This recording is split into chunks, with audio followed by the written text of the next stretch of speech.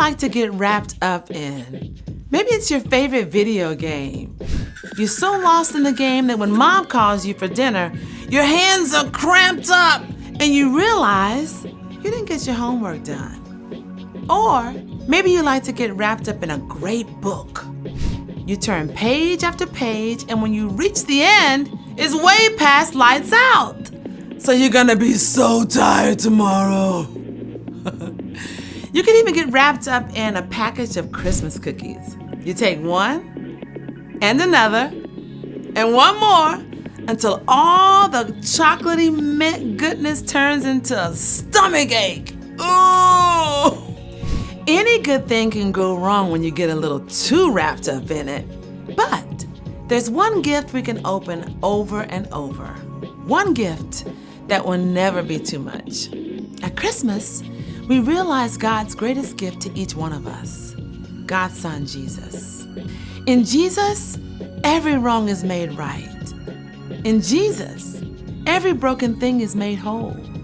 You just cannot get too wrapped up in celebrating Jesus' amazing love for us.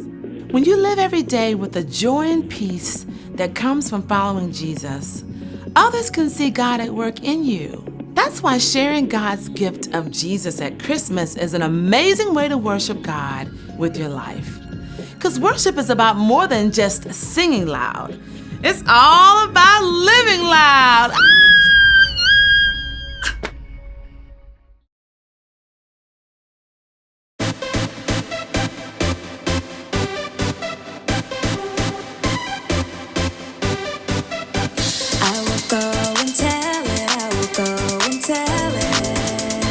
Tell it from the mountaintop. I will go and tell it. I will go and tell it. Tell it from the mountaintop. Thank you for sending Jesus. He was born for all the world. You gave us so much love, and I'm telling all the world. I will go and tell it. I will go and tell it.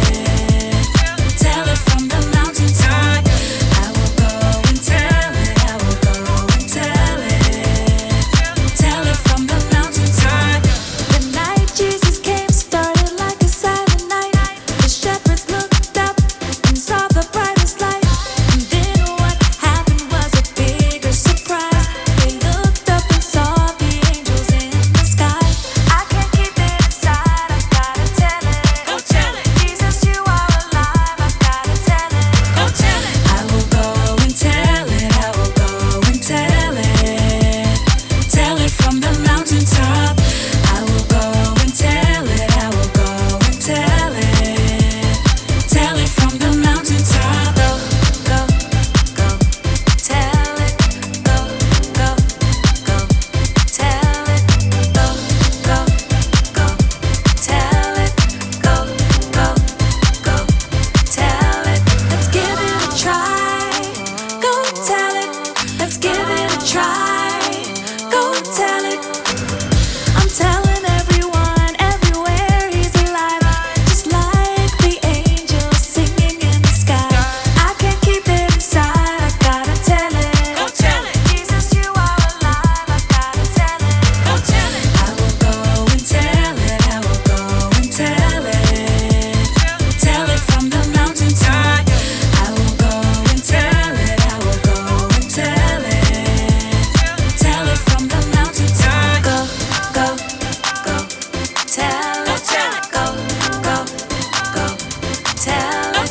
Go, go, go. Tell it. Go, go, go. Tell it.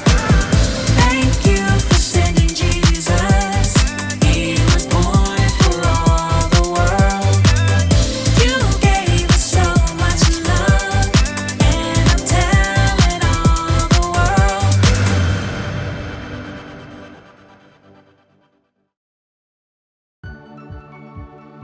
Welcome to Story Lab. This week, we're celebrating Christmas. While we take a look at the story of someone who recorded a big promise for us. Oh, and also, look out for this.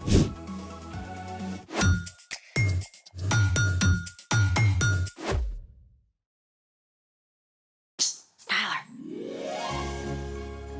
Hey, I'm Skylar. And I'm Sebastian. We're talking about Christmas, which is celebrating Jesus, God's greatest gift. Gotta say, I think you got the decorations on point. Thank you. We're only missing one thing. A partridge in a pear tree? I can go get one. We need snow. Yeah, but it's 53 degrees and sunny. I thought about that. We're gonna make our own snow. What do we need? The internet says that there are a lot of ways to do that. I say we should make our own recipe, then we can have a showdown. Or a snowdown. I see what you did there. I'm ready. Let's make it! For our first DIY snow, you just need 2 ingredients, cornstarch and lotion. Step 1, dump all the cornstarch in the bowl.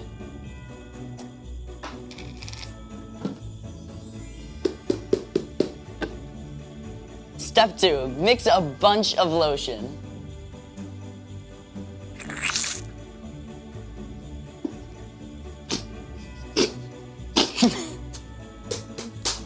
I think we got everything. Now listen closely, because the next part is extremely complex and technical. Just squish it. Wait, that's it? Yeah, I mean, you just have to mix it up for the perfect consistency for a big, fat snowball coming right at you. Ta-da!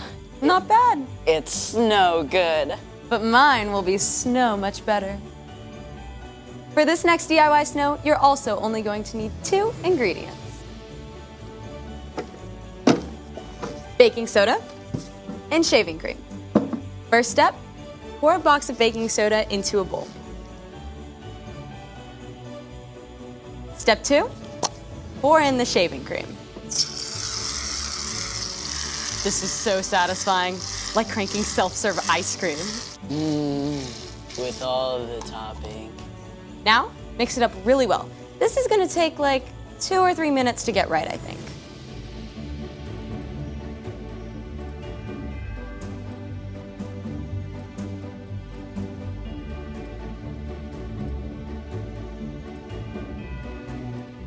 Now this is superior snowball snow right here.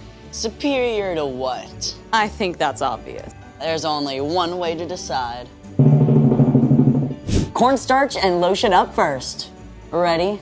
Sure. Let it go, let it go. Can't. That's so 2013. Were you even born in 2013? Yes. Here goes. It moves. That's right. 3, 2, 1. Ooh, let's see that again.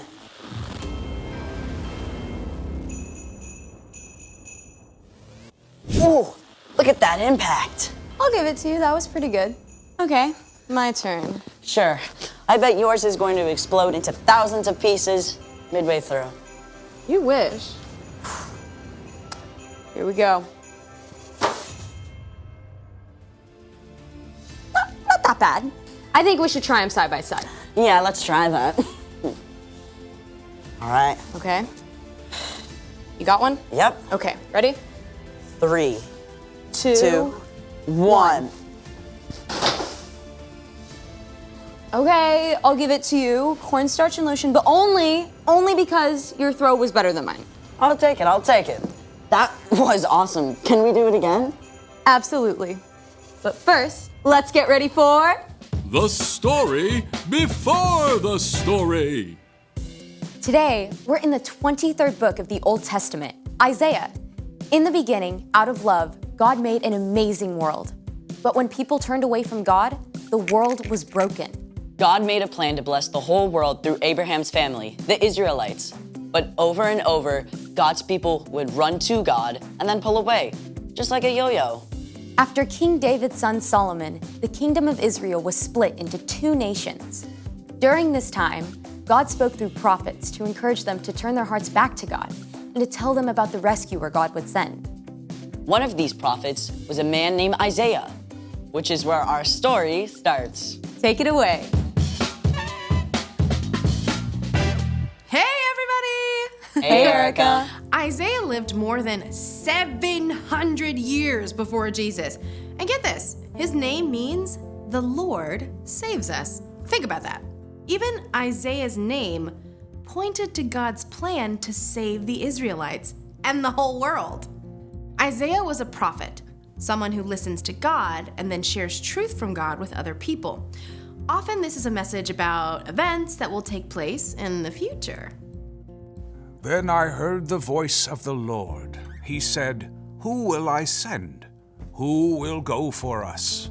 I said, "Here I am. Send me." Isaiah lived in Jerusalem. Though Jerusalem was still free, the northern part of Israel had been conquered by the Assyrians. With enemies closing in, Isaiah knew it was only a matter of time until the rest of the Jewish people were taken captive too. Isaiah served as an advisor to the king, but many of the messages that he shared also spoke about a time far into the future, a time when God would send someone to rescue God's people forever. The people who are living in darkness will see a great light. They are now living in a very dark land, but a light will shine on them. That light Isaiah was writing about wasn't an actual light. It was a person, a savior, and that savior was going to come in the most unusual, unexpected way. A child will be born to us. A son will be given to us. He will rule over us, and he will be called Wonderful Advisor and Mighty God. He will also be called Father who lives forever and Prince who brings peace. Isaiah wrote that a savior would come as a baby. Now, remember, this is over 700 years before Jesus was born. Let's take a look at what Isaiah said would be true of the savior God would send. Spoiler alert, we know the savior or rescuer is Jesus. Wonderful advisor. It's true, right? When we aren't sure what to do, Jesus directs and guides us. He knows exactly what we need. Even when we face the most difficult challenges, we can always trust him to lead us in the right direction. Now consider Mighty God. Jesus is stronger and more powerful than any earthly king.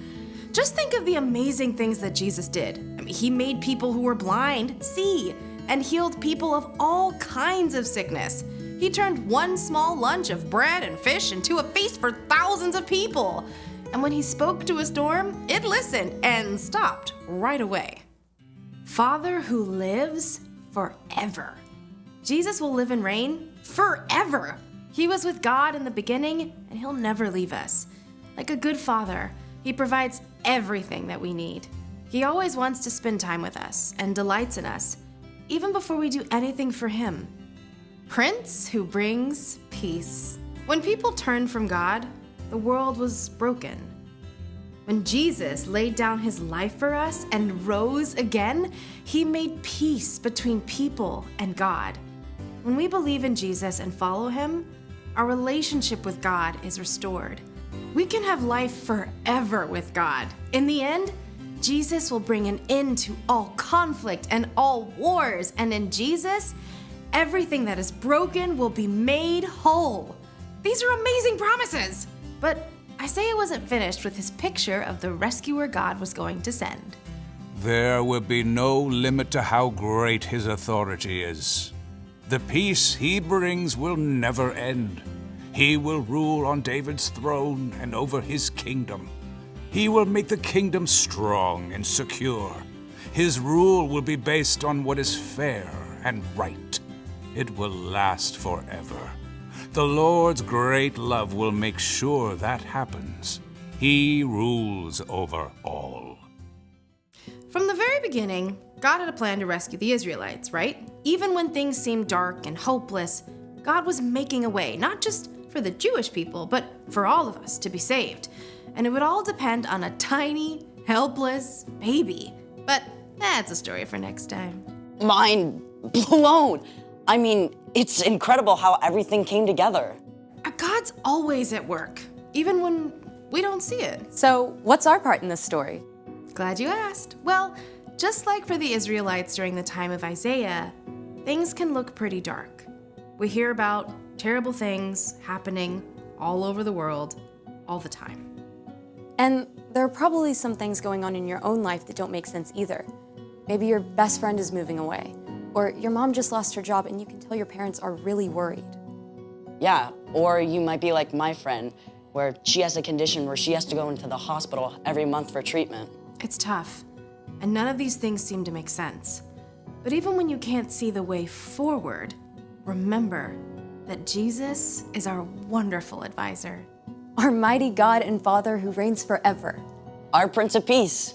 Exactly, and you can trust that God has a plan, and that in the end, everything that's wrong and confusing will be made right. Now that's something to celebrate. For sure. I'll see y'all next time. Bye, Erica. So here's the thing. God always has a plan. I have a plan for the rest of this snow. Hey! Thanks for joining us in the Story Lab. See you next time.